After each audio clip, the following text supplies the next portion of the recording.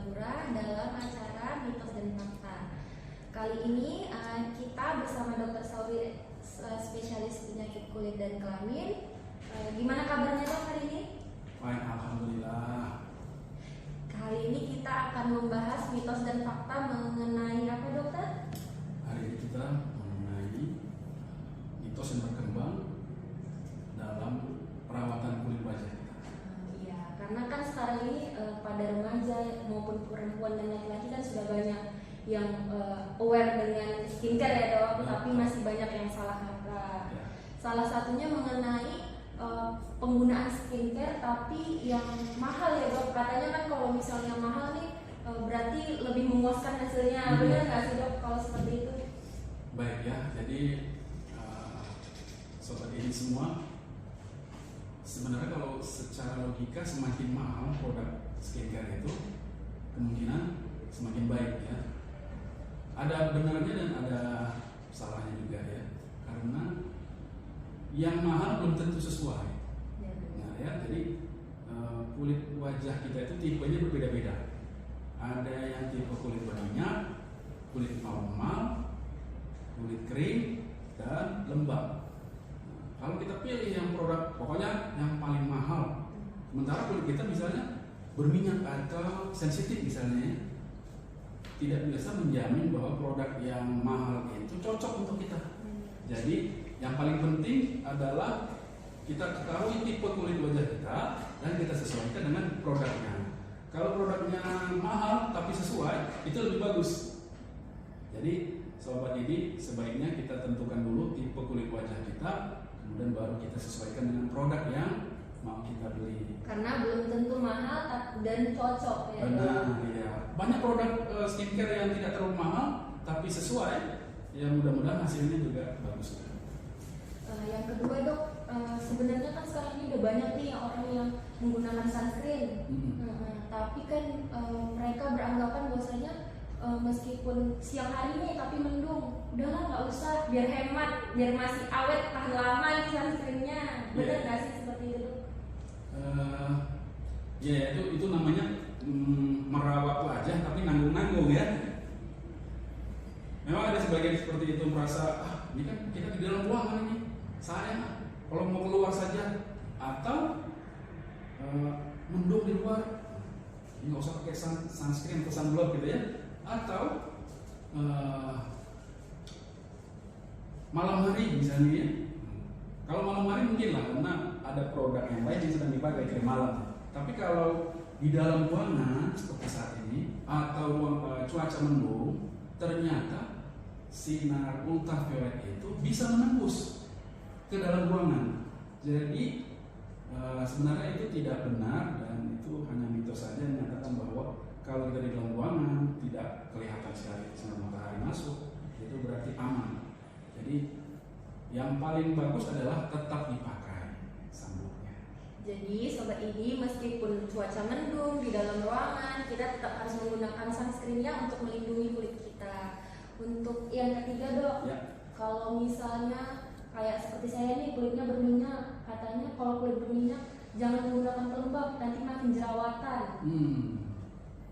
Apakah tetap harus menggunakan pelembab atau memang benar kalau menggunakan pelembab pada kulit berminyak itu menimbulkan jerawat?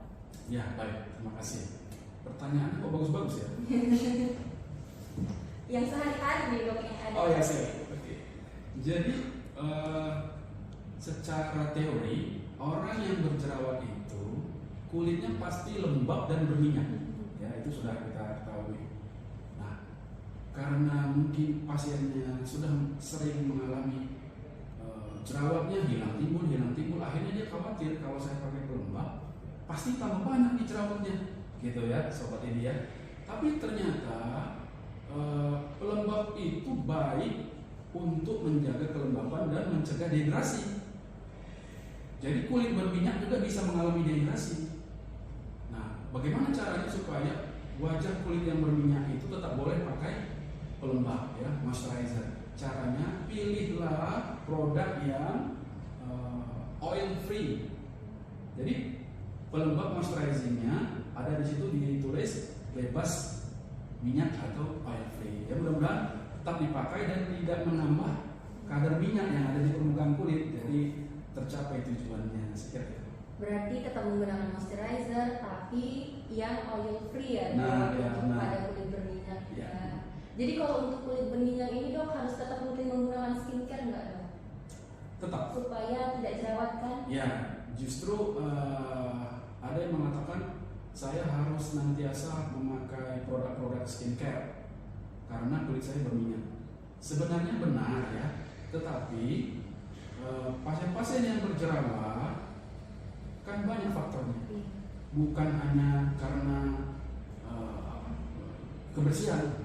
Jadi sudah benar kalau semakin rajin memakai sunscreen, produk-produk skincare, kemungkinan jerawatnya akan berkurang. Tetapi penyebab berjerawat kan bukan hanya kebersihan, bisa faktor mungkin malam dia mungkin nonton bola misalnya, paginya langsung jerawatan. Berarti stres karena kurang tidur, bisa juga karena keturunan.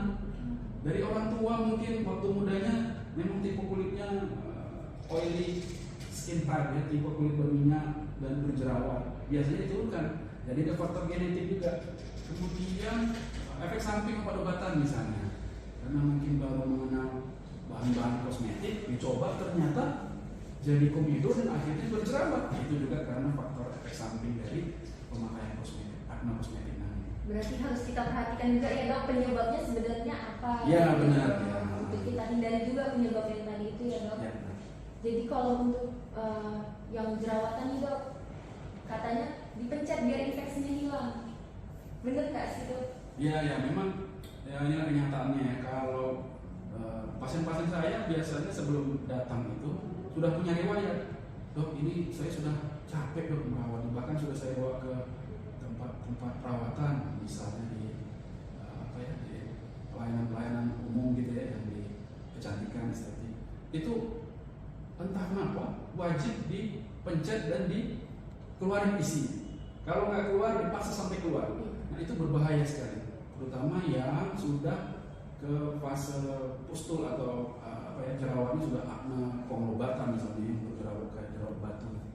Kalau dipaksa keluar dipecahkan sebenarnya mempunyai efek samping. Nanti kalau sudah sembuh itu dia akan menjadi paru akne scar, jadi tidak rata lagi, dia jadi cekung seperti ini. Makanya kalau sudah dalam bentuk pimples jerawat tidak boleh dipecahkan. Tapi kalau masih dalam bentuk komedo misalnya white head atau black head, yang komedo hitam komedo putih, itu waktunya untuk dikeluarkan ekstraksi komedo ya. Tapi kalau sudah jadi jerawat, bagaimana cara kita supaya jerawat itu aman, dia bisa dibuat sembuh tapi rata, sehingga nanti kalau sudah sembuh tidak ada paru akne. Kalau bahasa kita bopeng ya dok? Betul, bopeng ya, scar face. Iya, kalau bahasa awam kan bopeng. Berarti sebenarnya menghindari bopeng itu tidak boleh memencet jerawatnya. Tidak boleh. Kalau sudah fase ke pimples yang sudah meradang, sudah menonjol, meradang, memerah, itu tidak boleh dipecahkan. Jadi ke dokter kulit ya, supaya nanti ada caranya supaya jerawat itu bisa tenang, sembuh, dan insya Allah rata.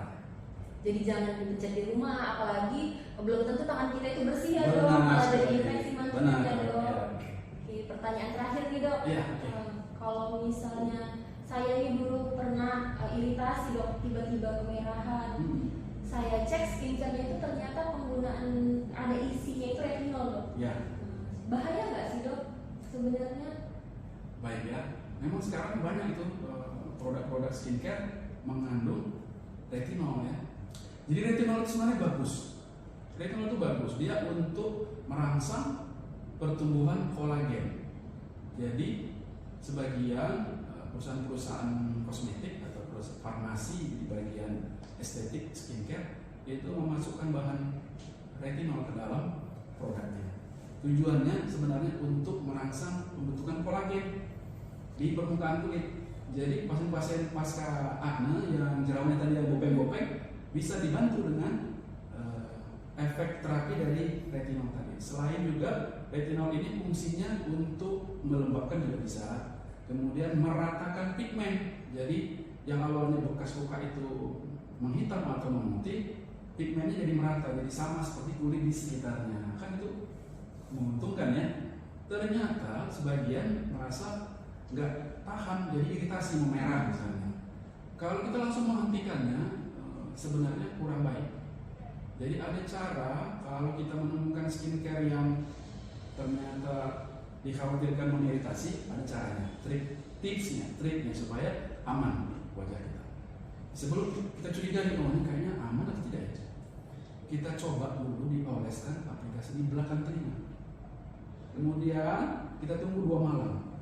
Kalau ternyata dalam 2 malam itu tidak muncul kemerahan kayak flushing atau redness, itu berarti insya Allah aman. Tapi bila dia mengiritasi, biasanya nggak nunggu 1 malam, beberapa jam langsung memerah. Ya, mungkin kalau nggak nampak ya kita tanya saudara kita atau teman kita. Tapi biasanya dia mulai panas, perih, nyeri. Untuk kasus yang sudah terjadi, kalau menurut saya jangan dihentikan, dikurangi frekuensi pemolesannya. Jadi misalnya, ini mengiritasi, yang biasa setiap hari kita olesin, jadi misalnya 2 hari atau 3 hari sekali. Tapi karena fungsinya sangat baik, saya rasa boleh tetap diteruskan, cuma frekuensinya dikurangi. Berarti tidak dihentikan total ya dok? Ya, tidak dihentikan total. Oke, berarti kalau sudah menggunakan retinol tapi ada iritasi, boleh kita kurangi penggunaannya tapi tidak dihentikan. Ya. Baik, makasih dokter untuk pembahasannya hari ini. Mungkin ilmunya banyak nih, soalnya teman-teman sekarang yang menggunakan skincare jadi salah kaprah, sekarang sudah tidak lagi. Ya. Oke, terima kasih untuk Dokter Sauri dan untuk teman-teman. Assalamualaikum warahmatullahi wabarakatuh.